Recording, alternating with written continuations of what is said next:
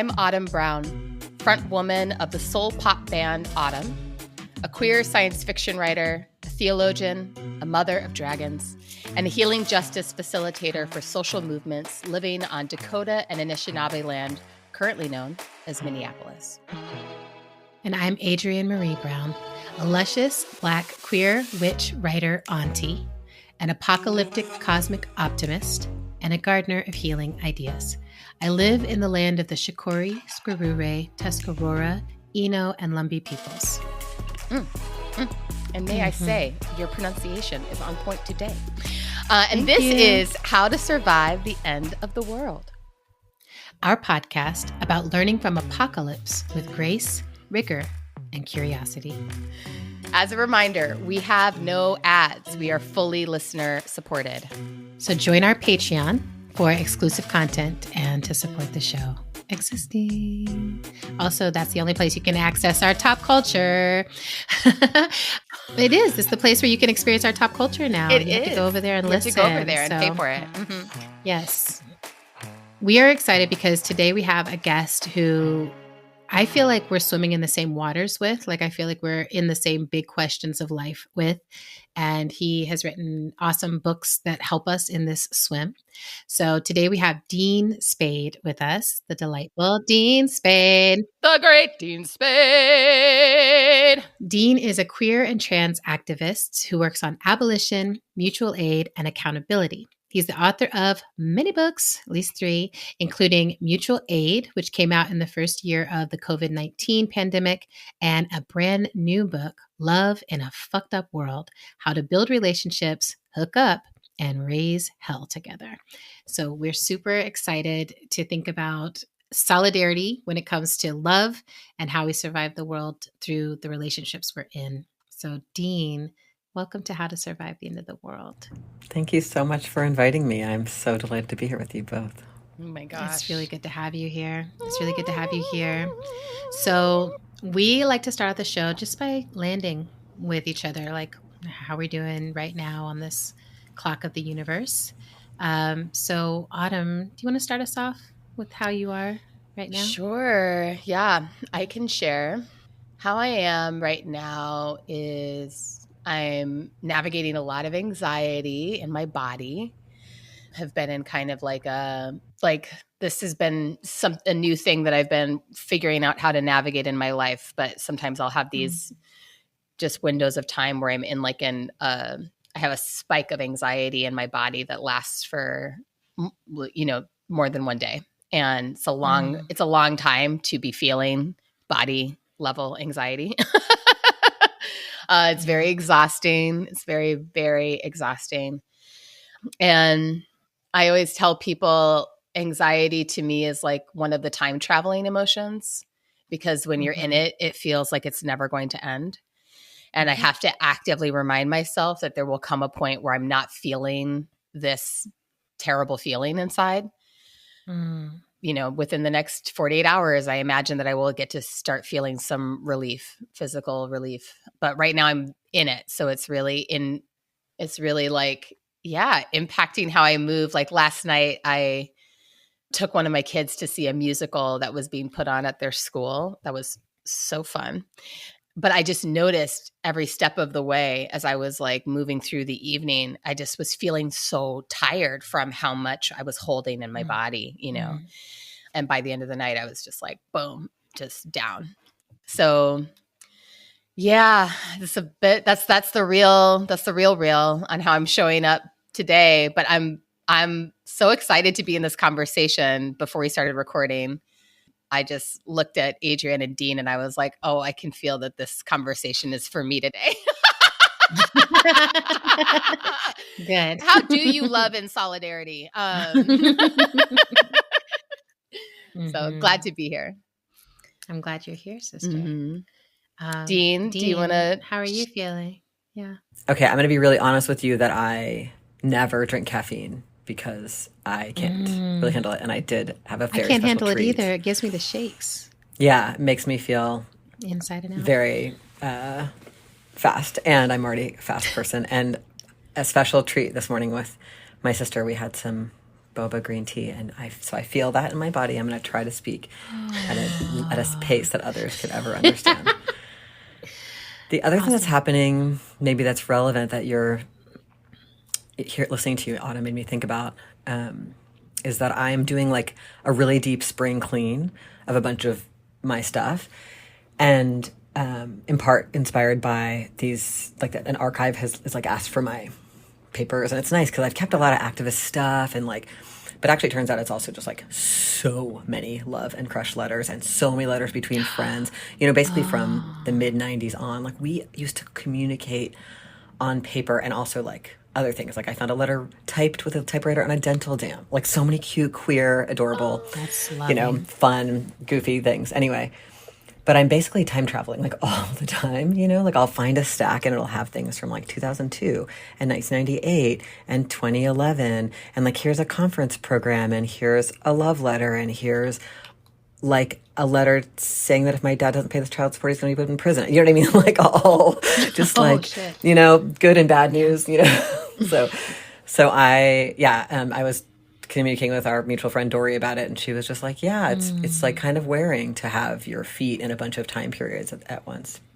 So that's happening, and I'm being visited by my beloved sister, who's here in the room with me. So that's like older or younger? She's older than me. It's like a very special thing. And to be visited, often when we see each other, she has my nibbling with her, but then we get to have a different kind of adult fun hangout time when my nibbling's not around. So both are lovely. So this time we're getting an adult couple of days. So, and where are you based? I am based in Seattle on Duwamish land, and that is where Beautiful. She's visiting me. And I'm talking to you from my office at my job. Awesome. Yay. Okay. Thanks for that. I'm glad you're here. We're glad you're here. So I'm doing pretty good. A couple weeks ago, I had like this health emergency where I was like in a lot of pain, and I had to go to the ER, and they couldn't figure out what was going on. Like, the pain kind of eventually subsided. Morphine helped, but then they were like, okay, here's some tests you need to go do. And so yesterday and today I had some of those tests, these scans, and I went into them very much like there was just a lot of trepidation. Like any kind of medical thing, there's trepidation, and I still don't have the results. So there's still some of that low grade, like, what's going on? Am I going to need surgery or some support or something? But a lot of my trepidation was like, nobody's going to be very caring. Like, everyone's so impersonal, and I have to get these things done, and they're going to be so impersonal. And somehow both yesterday and today, yesterday was like a scan where I had to like be stuck into this machine. And then today was like ultrasounds, and it was so fascinating how good the care was. Like, I just was like, whoa, like, I'm being treated like a human being. There's a lot of like, within what we can do for your comfort, we're going to do that for your comfort. We really see you. We really hear you. Like, the person with the ultrasounds, I was like, yeah, I usually cry when I have to have this because I had an ectopic pregnancy and like blah, blah, blah. And she was just like, absolutely understand that. And I'm going to tell you every single move I'm going to make, and you're going to no surprises, and nothing's going to hurt. And like that. And she was just like, so like, she just responded like every time I've had to do this kind of thing since that, it's been 10 years. I've ended up in tears.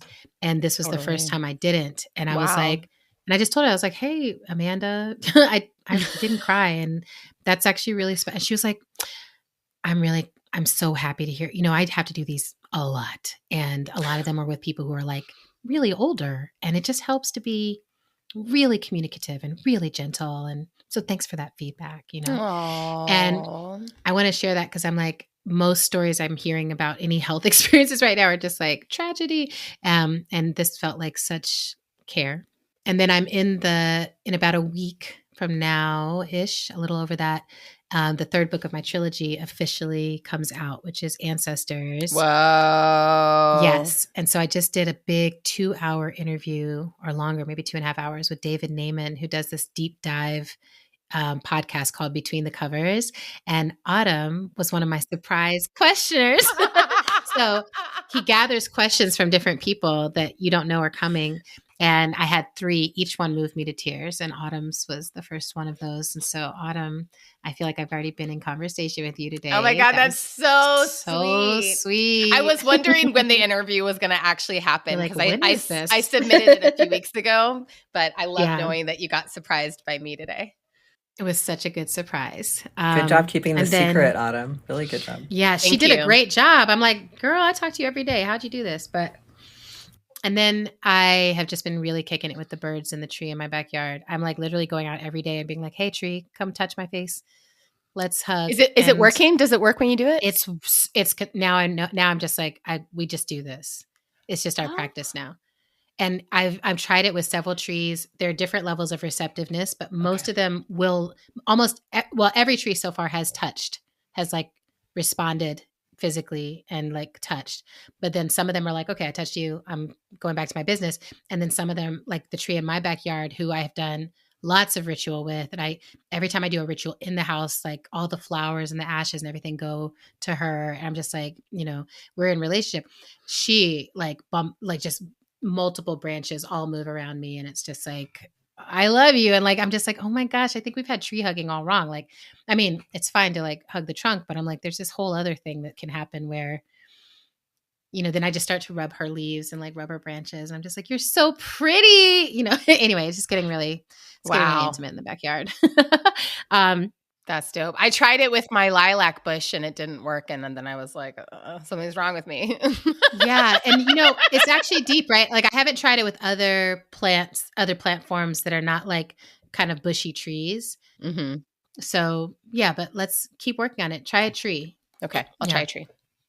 So I wanted to share our tarot card for today. I've been pulling from the Lineages of Change tarot deck more and more often. And today we got the Seed of Earth, which is absolutely gorgeous. We've got these like purple flowers. What would you call these flowers? Irises?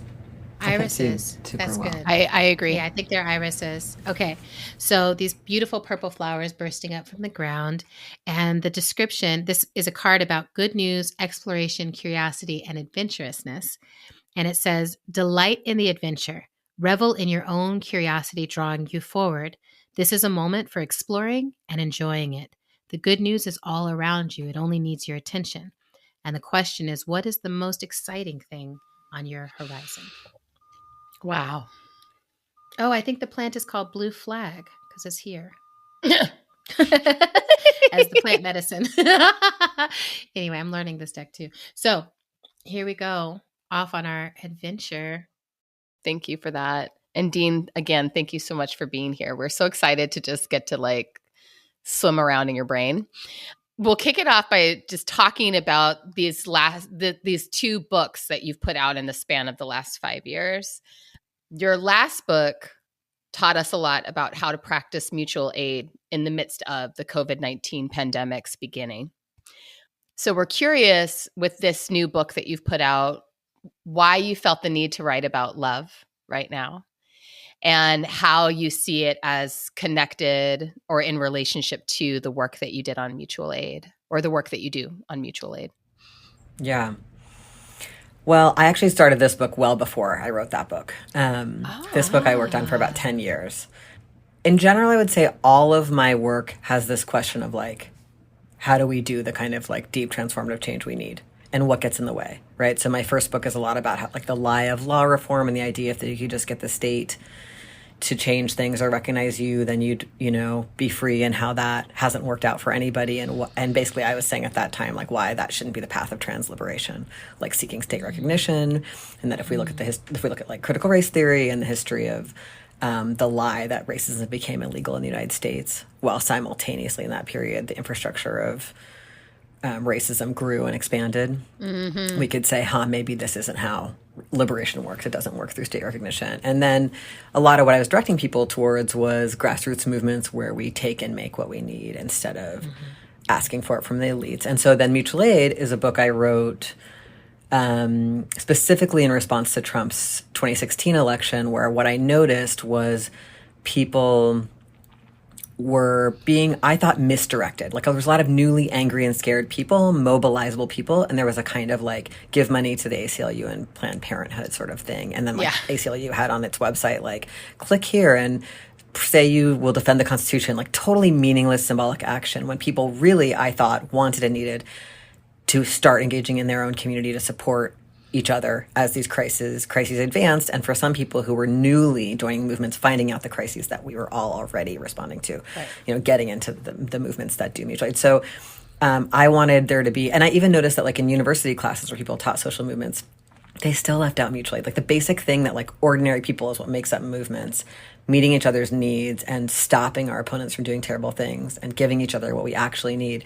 That's what movements are. And then they're narrated by elites as, these laws changed, these people made speeches, which is not how change happens. So basically mutual aid was like, hey, let's do this 101 that, and I originally wrote it as just like someone invited me to write an article for a journal. And I was like, oh, I'll just write this in a really 101 way. Cause I often just write at invitation, and then the pandemic kicked off and I was supporting Miriam Kaba because she was working with AOC on like a mutual aid webinar thing. And I had all this stuff because I made this article. And then Versa was like, Miriam, will you write a book on mutual aid? And she was like, no, Dean has to do it. He already has the stuff. And so then you do whatever Miriam Kaba tells you to do. Yeah. That has been my experience. That's a good way to live a life, I find. And so that's what that came from. But in the meantime, I really started reading like self-help books and stuff when I was a kid. That was what my mom had around. And I just always had these questions about like my own, how I show up, my own suffering from trauma. My mom had these questions about her life. And I, from a very young age, just used whatever tools I could find and found them very helpful and also really problematic, right? Like using tools and books and things where you're like, nobody here's queer, nobody here's anti-capitalist. All the problems are being described out of the context I believe them to be in of patriarchy and white supremacy, like just simultaneously wanting to engage with these tools, communities, spaces, books, and also feeling the limits of them, feeling like I couldn't hand them to other radicals because they were so individualizing, so outside of our views, or because they had actually like harmful things in them, like ableist stuff, like racist stuff. So that for a long time I had this idea of just wanting to like translate some of what I thought was the most useful from some of those tools to put them in the context of our wisdom of our radical communities. And I worked on that just forever. Like notes towards it. And also I had a lot of shame and like, am I allowed to write this? Who am I to write this? I'm just another like messed up person. I don't have any special knowledge. These books usually are written by therapists who've seen hundreds of people. I've seen hundreds of people who are my fellow activists and friends and students, but it's a different vibe. So it took me a lot of back and forth self-authorizing and then feeling a lot of procrastination around the project because of those doubts. And I just share that in part because it was actually a really cool experience to come to a place of being like, it's okay to put this out and it's okay if not everyone likes it. Something so much more intimate and scary than the other things. I have that fear. Everyone does. I think about everything we put out, like, oh, what if people don't like it? But this felt another level, like, what if all the serious people in our movements think it's really messed up that I wrote a self-help book? All that kind of stuff, right? Just like lots of, honestly, like, the work that both of you do, there's so many people who cross these genres well. And that is what authorizes me to allow myself to try it. Like, is that I'm not alone in trying that and being both seriously political and understanding the deep connection between the personal and interpersonal and political. But anyway, so that's kind of the story of how that book comes to be. Hell yeah. I just love this term. I've never heard anyone say this before, which maybe says a lot about me, but the term self-authorizing, I love that way of thinking about. I'm in the midst of writing a book right now, my first nonfiction book. Awesome. And yeah, I'm like, oh, this is something that I need to work on, is like authorizing myself to share my wisdom. So I wrote a note to myself about why I was allowed to write the book. Like, people don't have to read it. It's okay to try things. I'm not hurting anyone by writing. I wrote things like that. Some people I've talked to about these ideas think it would be helpful. And I had to read that to myself every time I sat down to write. That's right. Because I recommend that. And I'd light a candle. Like I needed a ritual, or else I'm just going to check my email the whole time I set aside for writing because I feel so uncertain. Thank you for that. I love that. I have this song that I came up with a long time ago when I was writing that I sing to myself like almost every time I have a book, which is, why did I think that I could do this? Why do I think that I can write this? What do I have to say that hasn't been said a million times before? And I just sing it. And I'm like, yeah, that's how it feels. Like everything has been written a million times before. And I'm going to have doubt the whole time. And I still need to write it. So I'm just going to make it a bop and like go for Make it. it a bop. Nobody has to read it. It really helps me to return to consent. Right. No one is going to be forced to read this. No one has to publish it. No one, I mean, you know what I mean? Like, just, get out of the way, Well, I love this as your why. I was really excited when I found out you were writing this book. For a moment, I thought I was going to get to be the one to publish it. And like the fates didn't quite align with timing wise. And I'm also working on a big book on love. And as I was reading your book, I was like, there's so many things I'm not going to have to like process because it's already here. And I could just be like, as Dean Spade said over here, like there's just so many, it's just like really quality stuff that you cover, and you cover it so clearly, so concisely. And it's exactly that same thing of like, we need a bookshelf of work that comes from the queer and movement and trans and non-binary and non-monogamous and all these other ways of being. We need ways to talk amongst ourselves and with ourselves about what we've learned about love and what we've learned particularly about romantic love, and how what we learn about romantic love can obliterate the chances we have to experience love in this lifetime, actually. So I wanted to ask you, what is the romance myth and why is it a lie? Yeah. Thank you for asking that. Yeah. So, I mean, I use the romance myth to talk about this very mainstream, like heavily repeated, I think of it as almost a spell. Actually, in the first drafts I called it a spell because it's like, I feel like we're all under like you can imagine there's like a mist around us and we can't see what's real because of this, this myth. And the myth tells us that the most important relationships you can possibly have are the romantic sexual ones, often for many people, like leading to a reproductive family, like that's the most important thing. If you don't have that, your life is meaningless and empty. That thing will and should make you happy. And then it also adds, so that's really huge because people ditch all the other stuff in their lives for that. They ditch their values, they ditch their friends, they ditch their projects to move away for a lover, all of that kind of stuff. People get heavily isolated in those relationships. They're the relationships that are most likely to be violent for all of us, or most likely to be hurt or killed. So that's all really heavy. It's obviously an access point of control in our whole society. It's like a way of enacting patriarchy and heteropatriarchy is through those relationships and those expectations and norms in the law and in socially. And then also there's a bunch of stuff inside that myth, like that the person who you're supposed to be with for that, like you shouldn't be attracted to anyone else. That person should anticipate all your needs. Sex should be natural and easy, all these things. And if you should go through a certain escalating steps with that person that they should just know. And if they don't want them, there's something wrong with them or you. And if sex isn't natural and easy, something's wrong with them or you. And if you're attracted to someone else or there's something wrong with them or you.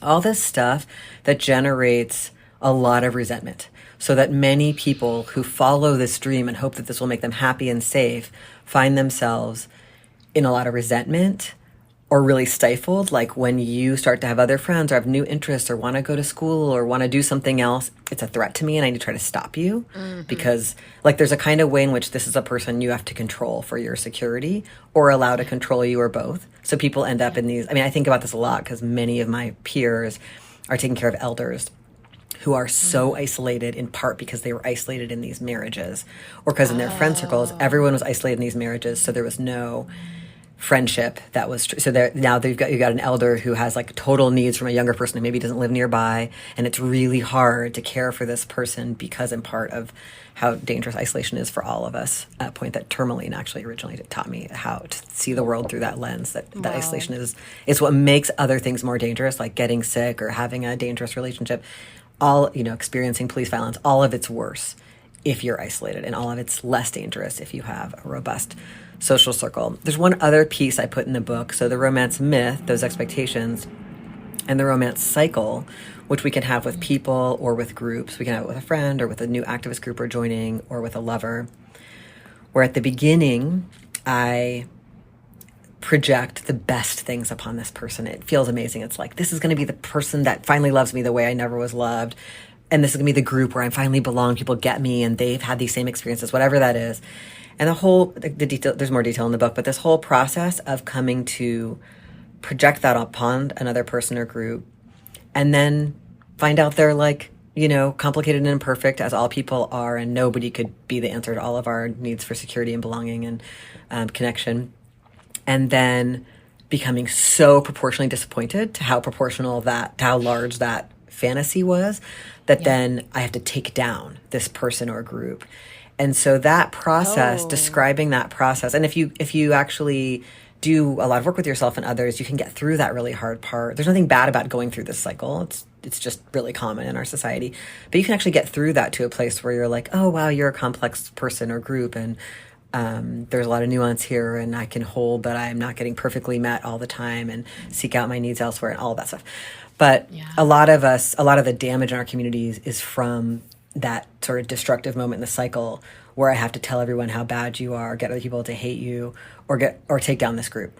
And I really care about having that in the book, because if we know more about that cycle, we might be able to support each other and be like, oh, hey, Dean, I know you're wildly in love. Please don't leave all of your friends and values. Or, hey, Dean, I know you're super pissed because you don't feel loved the way you hoped to by that group or that person.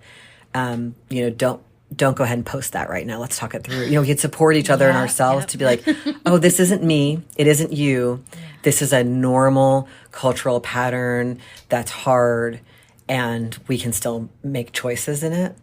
And so when I'm having these super strong feelings, or when you are, we could be like, oh, we've got some shared common sense about what this is. We don't have to act the worst stuff. Mm. I love this. Especially, I know I was like, I love this, especially because the lie of it all, right? The romance myth and the lie of it all, like, even if you're aware of it, or even if you have like some critique of capitalism or critique of these other things that makes you aware of it, it's really hard to step out of the cycle part of it. And like, I even see that in myself, that I'm like, there have been people that I've been like, I want to demonize this person. They have broken my heart, or they have really hurt my feelings, or something else. And I want everyone else to know, like, everyone is good people except for that one person, because they're a monster. And I know because I dated them.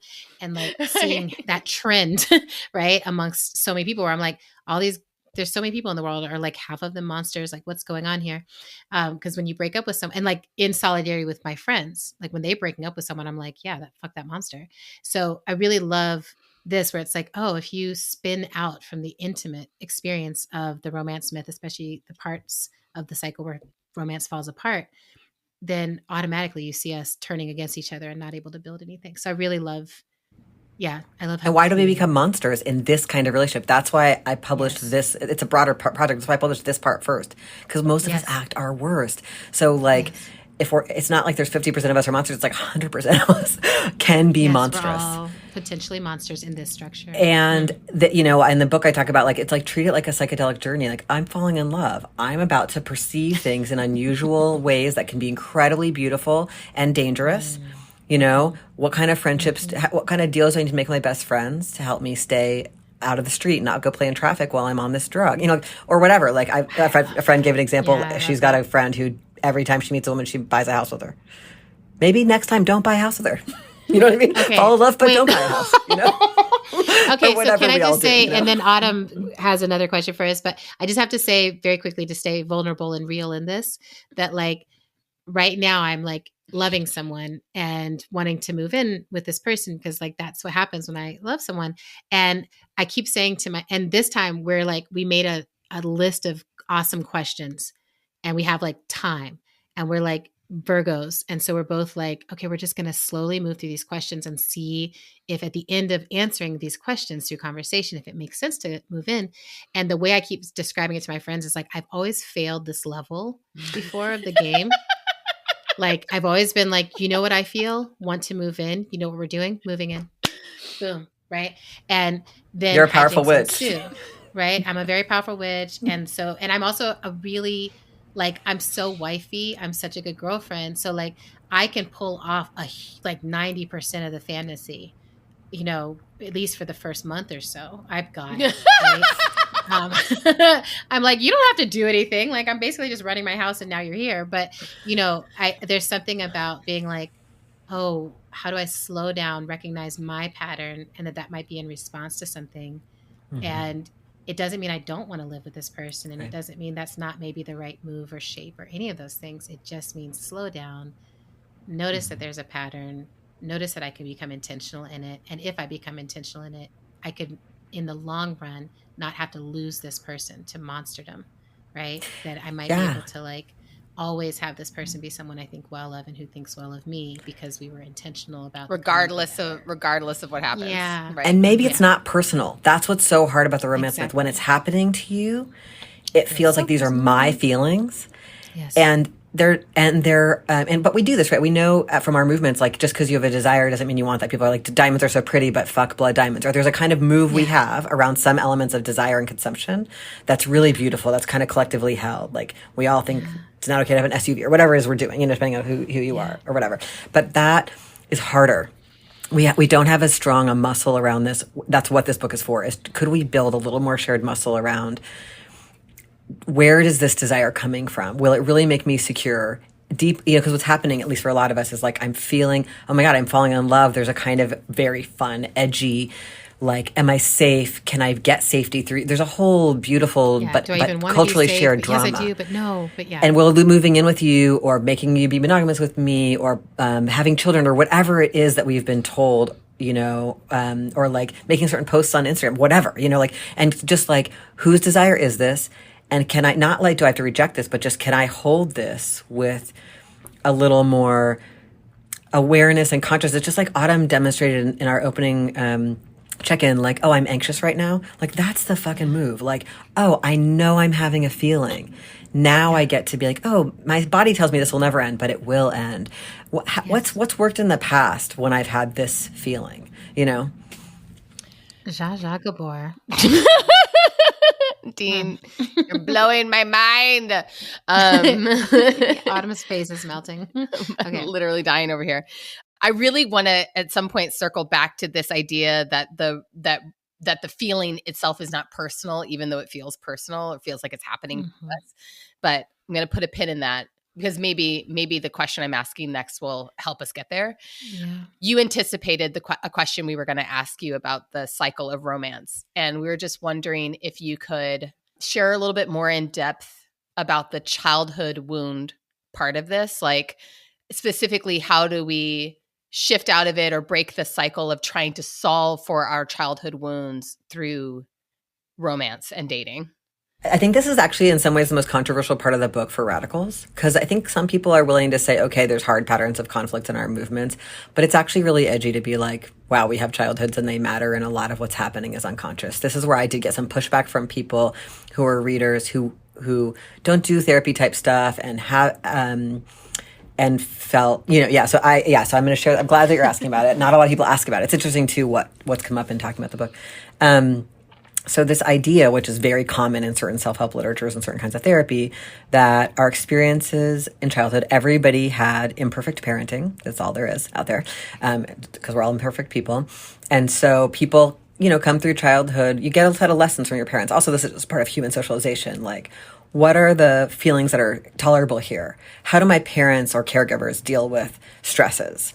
Do they go to rage? Do they go to numb? Do they, have I been given a lesson that when someone else is having a strong feeling, I should join it and help them build a campaign of revenge? Have I been given a lesson that no one expresses certain feelings in this household, or certain ones aren't allowed to be felt, or my caregiver is raging and I'm only ever allowed to appease, or whatever, right? So we all have these internal emotional ranges that have been limited to survive. None of this is new to all of you, but so either of you, but this idea, right? And that part of that is that I'm also, a lot of my attraction to certain people as friends, as collaborators, and as lovers is sometimes about wanting to heal what I didn't get. Like the classic book is called Getting the Love You Want by Harville Hendrix. And it's this idea that, like, for me, I had like this aloof alcoholic mom who was cool. And she was really brilliant. She had, dropped out of school in 8th grade, but she was a brilliant person and a reader. And I couldn't really get that much attention from her because of the stresses she was under and because of her depression and alcoholism. And so I like very blatantly like love to be attracted to like an alcoholic who's really aloof. And I want to have, and then I get this person to like pay attention to me and think I'm special. And right, like that's a whole dance. And the beginning part of the romance cycle for me, when they start to pay attention to me and I become special to them, is so, so, so beautiful. And inevitably in the cycle, we find out that like, depending on whether this person has gotten to do much exploration of what that kind of like avoidant or distance thing is like for them, sometimes, you know, we're going to hit the places where they are like unavailable when I wanted them to be, or where they, give me responses that remind me of some of my worst wounds with my mom. And all of this can be happening unconscious between people, right? Unconsciously. So like, people don't, you know, they're like, oh, I'm attracted to this new person who's totally different than my last boyfriend, and blah, blah, blah. Because they're not exactly the same, right? And they're not the same as my mom. They're their own person. What's happening is that They're so much taller. Yeah, I'm sticky with, right? Something that reminds me of it, right? They may be completely different than my last boyfriend, right? Or the first opening salvos were really different or whatever, but I'm still playing like Dean's deck of cards in here. So, and they might not be an alcoholic, you know, whatever, but like, I'm really into Alcoholics in Recovery right now because it's like a way to you know, split the difference or whatever. Anyway, but that kind of, and this is very simplistic, right? Because we all had many influential people. Like I also might be doing a whole dance with someone who reminds me of a sibling or of one of my foster parents or whatever. We all had many significant characters in our lives. There's lots of pieces to this puzzle. And sometimes we'll go and do like the reverse of whatever the last relationship was. And now I'll be the pursuer and you'll be the distancer when, you know, all of these questions. But the fundamental is just being like, the reason this matters, the reason this is useful to me is that I'm actually bringing so much to this drama, especially when I'm really emotionally activated. It's unlikely I'm seeing this person at all as who they are. I'm seeing a lot of my own history. You know, there's that thing people say, if it's hysterical, it's historical. You know, the idea that if I'm having a super strong feeling about what happened in the meeting, you know, in the meetings, we do the same thing in our organizing meetings. Like right now I'm reacting to Adrienne in this organizing meeting, imagining that Adrienne's my dad, or imagining that Adrienne's my first grade teacher or whatever, right? Like we're all just doing this and it's unconscious. And if I'm having a really strong feeling, I want to, of course, find out like if there's something needed, like, oh, I really needed a boundary with this person, or I'm not feeling safe or whatever. But I also want to be like, what is making this such a big deal? Why does the way someone looked at me at that meeting make me stay up all night? Or why does them disagreeing with us having the rally on Saturday, like making me melt down? Or why is this person doesn't like the song I sent them, like spinning me out, you know, like that kind of thing. So like this piece where, because in our culture, it's like you should try to find out everything is rational. That's like the position that's supposed to be superior. So what happens when I have the strong feeling about Adrienne in the meeting is I need to find out all the reasons that, and I often might use my politics or my identities to justify this, to justify my strong feeling about the other person. Those things are in the mix, but I'm not looking at what I'm bringing to it. These are all things that are wrong with Adrienne, or that are wrong with me. I'm bad and Adrienne's right. And then I'm telling people this very binary story about who's good and who's bad. And sometimes I'm stirring our whole community up with this story. And I need people on my side. And then I need the public court of the internet to believe me. So now I'm posting about how Adrienne's bad. And wow, it starts to get really hard to recover from some of these things. So a lot of this stuff about being willing to ask about what our childhood conditions were like is not to say there's nothing else going on. Like also all the stuff is happening between me and Adrienne in this example in our group or whatever, or our relationship. But like, what am I bringing to it basically? Because that's the only part I have actually any control over. People are going to be weird, and lovers are going to betray each other, and people are going to have hard times, and people are going to not want what you want, whatever. The only piece I can really work on is knowing where I'm coming from and then communicating about it, making requests, hearing yes and no's, asking things. And most of us are just like not super aware of what's generating some of the strongest feelings. And, you know, to be honest, the root of this work for me is that right now it feels to me like one emotionally activated person can destroy any group or project. That's what, as somebody who does a lot of supporting groups in conflict, that's not good security for our movements. No. And so we all got to assume sometimes we're the activated person and sometimes we're supporting the activated person. What would help us have more tools to not need to tear everybody down or hurt ourselves really badly when this stuff gets stirred. And part of it is knowing more about its role in our psyche and being gentle and loving with ourselves when that stuff is stirred up and with others, and having some limits on what behavior we want to do or want to support that when someone's that stirred up. Yeah, that's a word, Dean. That's a whole I'm thinking word. about, Wow. there's this like trend. I've seen a few little videos now. Well, there'll be like some TV show, reality show, or talk show or something, and they have AI'd it so that everyone is their baby selves. Like they all look like little babies. And I don't like AI. I'm like scared of it or whatever. But I keep seeing these and I'm like, I do wish that we all had the skill of doing this when we were in almost every space, is to be sitting there and be like, okay, toddlers, and just be able to see that everyone here is like a little person in some need, trying to balance a lot of stuff while like they just peed on themselves and like trying to learn, trying to grow. I mean, this is what Morgan Bassicus says. Trying to learn, trying to love, trying to get, and like the most fundamental, I just need attention, right? Like that all these different people in this room are sitting here all needing attention. And like some of that, sometimes I'll see it. I'm like, oh, this person says that they need attention because of this whole larger group of people, either in the room or not in the room. This person says they need the attention because of some idea they have. This person says they need it because of some conflict. But at the underneath it all, it's like everyone's just needing like good quality attention, including the attention, their own attention, right? Like I need to pay attention to myself as a player in this space. And then I need other people to pay attention to me. And just that practice of being able to slow down and bring attention into the fact that like, I love that. What is hysterical is historical, or like there's a tale here. There's something ancestral. There's something, yeah.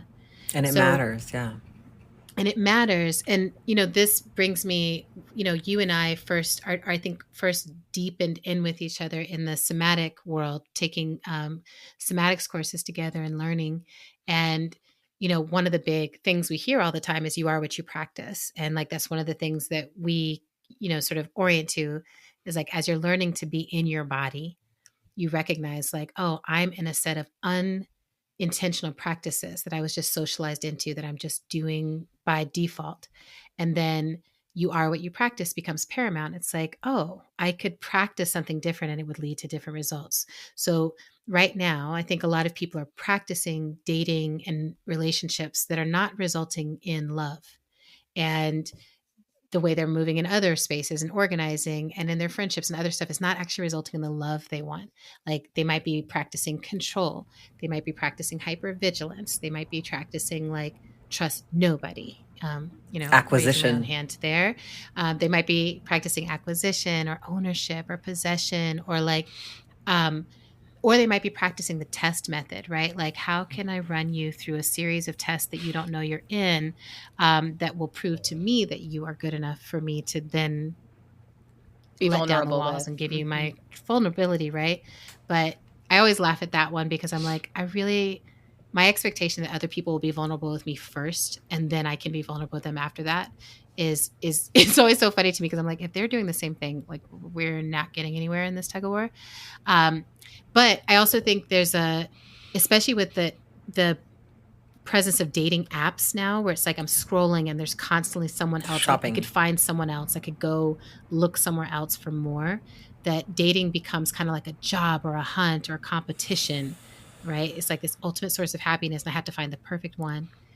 And that's the practice we're all in right now. So I want to know what you would suggest for people who want to experience love to actually practice. If it's not the way we're doing things now, and if it's not, you know, dating to control or dating to fix our childhood or whatever, like what are the practices of real love? I mean, a lot of the book is about friendship. Like a lot of what people are looking for in lovers, I think is really helpful to start by finding it with friends, like practicing, like, because in friendship, people tend to be less possessive, not, you know, sometimes people are jealous and possessive with friends, but there's a little more room in friendship for it to be like, I want best. That's that can get exclusive. I like, pretty much exclusively send my best friend memes about how other people aren't as good as me. Making sorry, it light go ahead, it's good to joke around about that stuff because those feelings are real. I think and also I think we should talk about this, but I think like doing role play of all kinds as a way of dealing with those feelings can be great. Like you're basically doing role play with your best friend about like me best. It's fun to acknowledge that I have a feeling of that and be affirmed in that while we both know that I want you to have a robust life. But we're better able to like want what's best for our friends. We're like, I want you to go get that job or, have that special time in the mountains that you want, even though I would love to see you every week and I won't be able to when you're doing that or whatever. There's a kind of like, whereas with lovers, people are more controlling. So I think that's one way is to be like, where in my life am I doing a form of love that's less locked down, if that's one of the problems. Not everyone experiences that problem of like seeking security through locking others down. I think also that there's something in the book called like being here for what's here. So what I notice is with dating, sometimes people are like, I have to find this kind of person who will do this kind of thing with me. And then they're like, oh my God, there's a shortage, like there's a feeling of scarcity. I can't find enough people who are trans positive enough or who want to have a baby with me and are fat positive and live in this region, what all that stuff. And I'm just like, well, what are the people you're finding like good for? Like, do you want to, like, could you enjoy what people are, like, so like, I don't need every lover of mine to be like interested in the same things I'm interested in, intellectually, politically, the right person to spend time with my natal family with, the right person to go into the mountains with, the right person to go to a meditation retreat with. Like, no, like I have so many different kinds of friends and lovers. Even if you're a monogamous person, like the idea of letting go of trying to get all your social, physical, belonging, connection, safety needs met in one place. That's the romance myth. And so for me, that's just talking to my friends who are on some kind of really intense hunt for the perfect soulmate, whatever, to just be like, I'm just like, well, what are you finding? Like, do some people like just want to have a cute date with you and you could enjoy that date? Some people want to have a kind of sex with you that you want to try. Some people just they're moving away from scarcity towards noticing abundance by not trying to get it out of one person or experience. And even the notion of like the partner, like some of that stuff it kind of reeks of like anti-feminist man shortage, narratives in our culture that are related to the romance myth. Like, and I mean, I see this with all kinds of people, just like, what if you just didn't need any one person to be everything? And then also, what if with our friends and dates, we didn't need to be it all? So I could be like, wow, my boyfriend wants to go to his aunt's funeral with somebody who is better suited to that with him because they have some cultural connection. Or my best friend wants to go on this kind of vacation with this other person who enjoys this thing and I'm not. And I'm going to be like, right on, get it. Even if I feel some jealousy or even if with some people you could talk about it like, oh, I feel some jealousy. It's just about how much I really love you and want to be seen by you. Could you give me reassurance about how much you love the parts of our relationship that we do together or whatever? Like, but just being like, oh, we're all under this force, of this kind of like exclusivity will be the way that I show you that it's real love. That's like a huge part of the romance spell with friends and lovers. Yeah. Or also like we're in an organizing group together and you're also joining another organizing group. Can I be like, wow, I want all of Autumn's energy in this organizing. Can I be like, oh, Autumn's got something to do or learn over there? Yeah, and you feel it, right? Mm-hmm. So just like in the book, I try to normalize jealousy because people think like jealousy is a bad thing that you shouldn't have if you're a good person. And I think jealousy is like an incredibly common emotion that I deal with a lot. And that like, what if instead of being like the end of the road is I felt jealousy, so I had to get out of the situation, instead just like, oh, this is just like anxiety or fear or anything else. It'll arise and pass away. And can I, like you're saying, what are the practices I can engage in to sustain love or connection or whatever word I'm using for this while I have a hard feeling? And is it reaching out for support? Is it, do I write myself a letter about how this won't always feel this way? Do I notice when I don't feel it? Do I distract myself? Like, what do I need? So that I cannot need exclusivity as the only marker of connection, and then find all the love that's actually available to me, maybe in unexpected places, because there's a severe isolation in our society. Like people have way less friends and people need in-person friends for certain kinds of emergencies. And a lot of people only have online friends. That's a really hard thing. Like, so how do we, what does it look like to be like, it's worth it to be kind of friends with my neighbor who doesn't share certain values with me because there's certain kinds of like storms or fires that come through our area where I'm really going to want to have that, or because I want to support her because I'm worried she can't get out of the house if she needs it or whatever. Like, how do we like be here for what's here and not need everything to be everything, you know? Wow.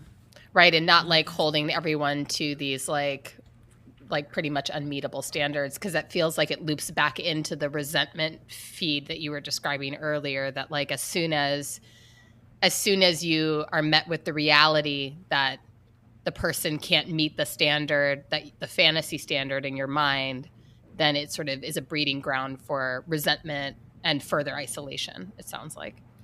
And if we're in I mean, I know you guys must know people like this, but if you and I, Autumn, are in a long-term partnership and it's just us, and we've kind of cut out having close relationships with other people, like we only hang out with other couples, or we really don't hang out with anyone or whatever, whatever's weird in our connection, which is in all connections, whatever distortions we bring out in one another will fester. You know what I mean? Like, whereas if we have more friends we're talking to, and if we feel more elements of ourselves, if I'm like, oh, but in my relationship with Adrienne, I'm able to feel this thing that I'm not with Autumn, or in my relationship with, this other friend, like then our relationship can actually keep changing, and we can keep updating, because we're not just becoming reference points for whatever is sometimes I think a lot of relationships, especially romantic ones, but also sometimes like natal siblings and stuff, can go like kind of lowest common denominator. Yes.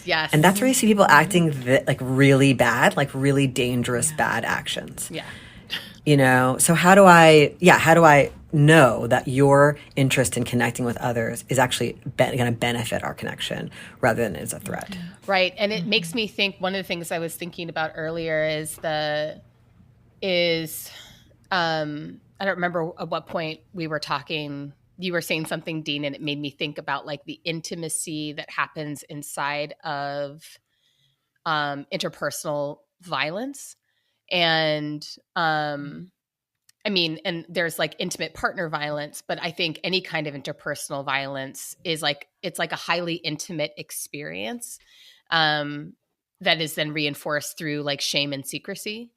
And even if we're not talking about physical or sexual violence between two people, I think that lowest common denominator behavior thing can become like there's emotional or psychological violence or harm that becomes normative inside of the isolated two-person connection. And it feels like a type of intimacy. I mean, it is a type of intimacy, but then it becomes a sort of, I was really appreciating you using the language of spell earlier, because it feels like that's a part of how the spell gets kind of cast and recast, is that we experience this intimacy through harm. I mean, to me, one of the things I learned early on in therapy was that the vibration of shame, anxiety, and rage in my household growing up felt real. And every relationship that didn't have that didn't feel real. Like, I think that's true of a lot of us. Like, I just was like, oh my God, that sensation makes me, that's what my formative life was before my mom died when I was 14. And that was my formative relationships had that feeling. So I'm seeking that feeling. And it was huge to be like, oh, I don't want to be in relationships with this kind of fighting or whatever. But I think so many of us have that. Shannon Perez Darby writes and talks really powerfully about about how survivors often feel so much shame about their own role in whatever was going on, or the experience of going back to someone or whatever. And that can even keep them isolated and keep them from finding support or connecting to their friends.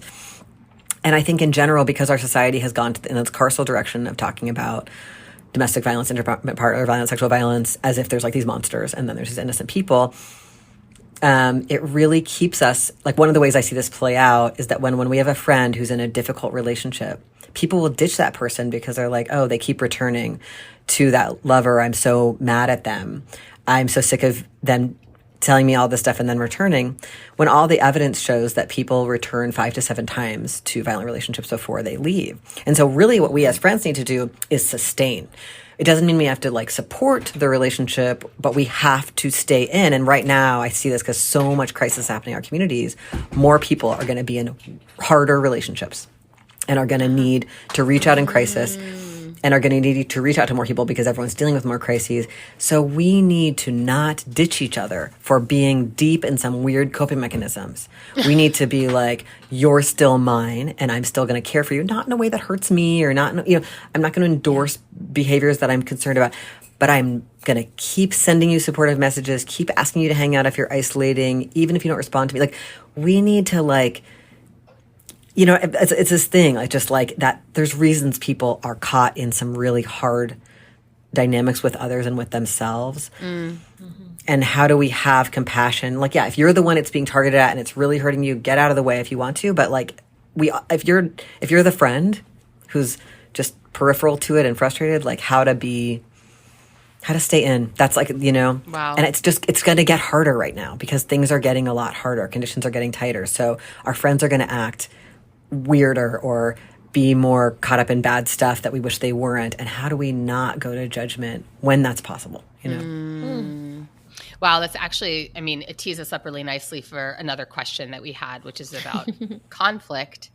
We wanted to ask you about conflict in the practice of loving one another. And I think that this is just as much about the loving our friends, even though we can see that they're, you know, struggling or maybe making choices that are not ideal for their overall life and well-being, as it is for, you know, conflict in the context of romantic love relationships. But we're wondering if you could teach us and our audience a little bit about sore spots and how understanding them can help us love each other better. Yeah. Yeah, that idea that we all have sore spots, like, you know, things that are actually not a huge deal if you could look at it from a little distance, but to you, it's like the end of the world. When someone critiques your cooking, when someone says something about your body, when someone says no to sex and you want to have sex, when someone doesn't show up to your party, when, you know, like whatever it is, like we don't all find the same things like really upsetting. And there's nothing wrong with the ones you find upsetting, but it's not objectively upsetting. Like that's the deal. So like, I hate being told to calm down. Like being told to calm down in any context really activates me. I think because I felt like I was too much as a kid or whatever, you know, but it's like other people don't mind being told to calm down at all. And so I've met people who are just like, oh yeah, I love it when my girlfriend tells me to calm down when I get road rage or whatever. Or whatever. I don't have road rage, so I can't relate to that. But like that, you know, like that idea, you just rubbed my sore spot. One piece of that is knowing, this is my spot. It doesn't belong to the person who rubbed it. It's not, they may not have been able to anticipate it. A lot of times people who are roommates, lovers, friends, they rub the same sore spot over and over again because we hang out a lot, right? So like you run into it more times. So with those people, you could kind of be like, I have a sore spot around this, I really hate being told to calm down, or it's really hard for me, whatever. These kinds of being late to this type of thing is really hard for me if you're meeting me for my medical appointment or whatever. Or I really like to be asked about this after I go have my chemo or after I, spend time with my children or whatever, right? So learning what request you want to make, and then remembering they don't have to do it perfectly. Like nobody has to memorize your sore spots. It's something we can try to do for our friends. Be like, when I'm calling my friend after she has a visitation with the children, I should, whatever. But it's all this kind of like, can I take some responsibility for my side of the activation, and then not in a I suck, I'm so bad, I'm so damaged and broken way, but in a just like, these are mine, everyone has some. And then can I make requests where that's possible, but also not become rigid? Because a lot of people, what's happening, I think, with like the kind of memification of psychological terms and tools, is people are like, I found out I have anxious attachment. Now you all need to do this from now on because I have anxious attachment. That's not actually what healing tools are for. They're not for like new rigid requirements for others. They're for us to be like, wow, as my sister told me very powerfully when I was like in my late teens, feelings aren't facts. I'm having a strong feeling. That's about my historical experiences and the stimulation of whatever you've just said and done. Can I make some requests? Can I not assume like you're out to get me or you're abandoning me or whatever my worst fear is? Can I notice I have that fear? And that may be tied to some things that happened to me at pivotal points in my life, possibly my early life. And can I find out like we use this term in generative somatics, self-generated safety. Yeah. The world is not going to become safe. I'm going to experience stimulation that is bad for me or that scares me a lot. First of all, even noticing the difference between being afraid and actually being in danger. But that's going to keep happening. People are going to keep being people. Some people are going to disappoint, betray, bother me, even try to hurt me. Can I figure out what would be requests that could help ease the road of people who I'm going to be continually in contact with, they can say no. People don't have to, sometimes people ask you, can you always say this to me in a certain language? And you're like, sorry, I don't like that language, or I can't remember that all the time when I'm in a rush or whatever. People can say no, or people can try and fail, and you can be like, yeah, make the request again, but not have to be like, I told you that one time, how dare you? And can I set up conditions for myself that are more likely to be supportive? Like, what do I need before I go into that kind of meeting, or after I see that person? What could I put in place knowing that thing is hard for me? So it's a bit of like, you could call it self-parenting, but it's like, I can make these things safer and better, maybe easier for myself as much as possible, including by recruiting others to help me. But I can't like rigidly script what everyone else does for the rest of our lives. That's just not how, sadly, and happily, that is not how it works. Wow. I love that. Yeah, I really love that. I think there's so much, so many, this is like a prism, and you keep turning it and being like, oh, freedom, freedom, freedom, freedom, freedom. Like, if I am free and everyone else is free, then this is what that means for conflict, and this is what it means for holding our healing, and this is what it means for holding love. And but freedom is the thing I keep hearing in your answers, and as I was reading through the book. And there's a terminology you use at the end of the book that I loved, and it was also about the being here for what's here. But you talk about revolutionary promiscuity, and how the things that we can learn from being in love with a soft hand and like not trying to possess everyone can actually help with how we approach all of our movement building and everything we do. So I would love if, as our sort of final question here, if you can explain and make a case for revolutionary promiscuity. Yeah. I spent so many years in like the queer and trans liberation movement, advocating against the same-sex marriage advocacy. This is like, a lot of people who are in our movements now don't know that there was actually a huge debate about whether what sort of the gay and lesbian rights frame should pursue was access to same-sex marriage or getting rid of marriage, which had been what feminists and anti-racists had pursued for a long time, like getting rid of state marriage and disconnecting marriage from the 1,000+ benefits associated with it, like immigration benefits and healthcare benefits and Social Security survivor benefits and all this stuff. And a lot of us said no, like the anti-racist, anti-capitalist, feminist approach is to not tie people's reproductive and sexual decisions and romantic decisions to the basics people need to survive.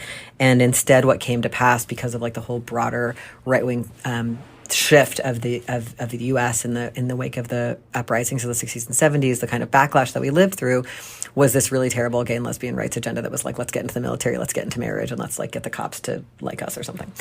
And that has been the most visible queer and trans movement, although not by any means the only one, for the last several decades. And so so part of that for me, that anti-marriage analysis, that feminist, anti-racist, anti-marriage analysis, anti-state, anti-marriage analysis, is that marriage and family are supposed to be this site of confinement of women and children especially, but of all people, and that our sexuality is supposed to be rigidly confined, and our love and our connectivity, and that we're supposed to be moved into this marital form that's really came about as part of like the rise of a certain set of like colonial racial capitalist practices that move people from living in larger communities and sharing more to make everyone survive towards this consumptive smaller nuclear family movement sort of format, and that there's a whole psychic confinement that goes with that.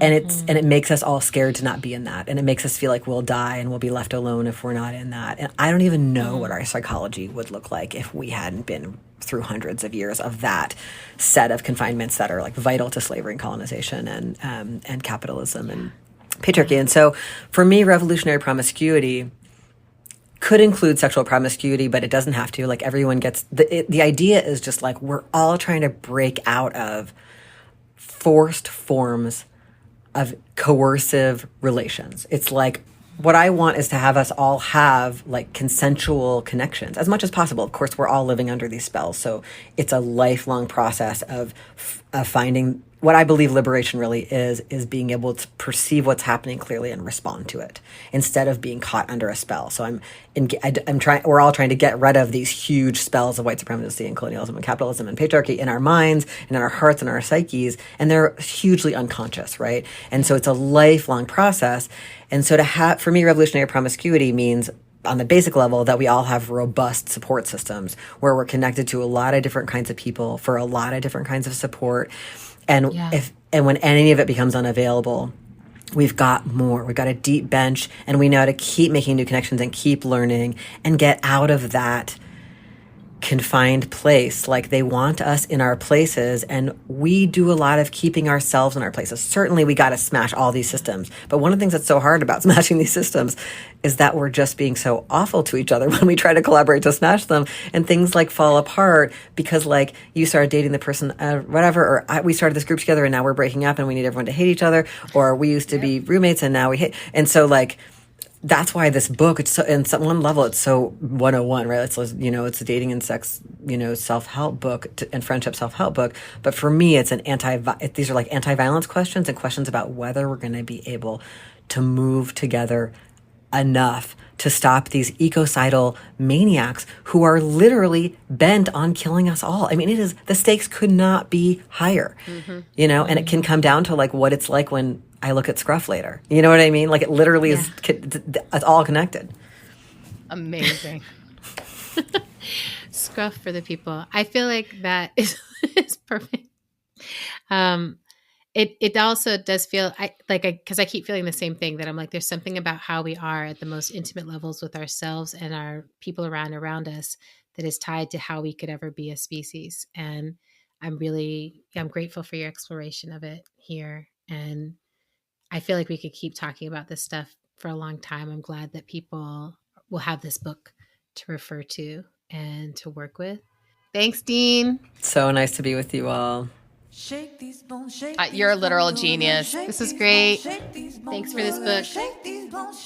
Thanks for listening to our show. We're on Instagram at End of the World PC, and we are on Blue Sky as ourselves. I'm sorry I haven't posted on Blue Sky in a while. I'm going to do it right now. Okay. You can make a sustaining donation to our show by visiting our page at patreon.com/endoftheworldshow. Another incredible thing you can do to help our show sustain itself is to write us a review on Apple Podcasts. If you're an iPhone person, this helps people looking for good new content to find us. Thank you. Also, I recently read like a lot of the most recent reviews, and wow, I have to say, I'm so moved by how beautifully people are writing about what is moving in them as a result of listening to this season on solidarity. Thank you all who wrote in about what this show means to you. It really means a lot to us to hear about it. It does. You guys are really picking up what we're putting down. It's awesome. How to Survive the End of the World show is produced and edited by the highly intelligent Zach Rosen. The transcripts are in our show notes and on our website at endoftheworldshow.org. Music for today's show comes from Autumn, the band, Tunde Alaniran, Mother Cyborg, and the Banksons. Let's go. Let's get off of here. It's Friday night. Yay!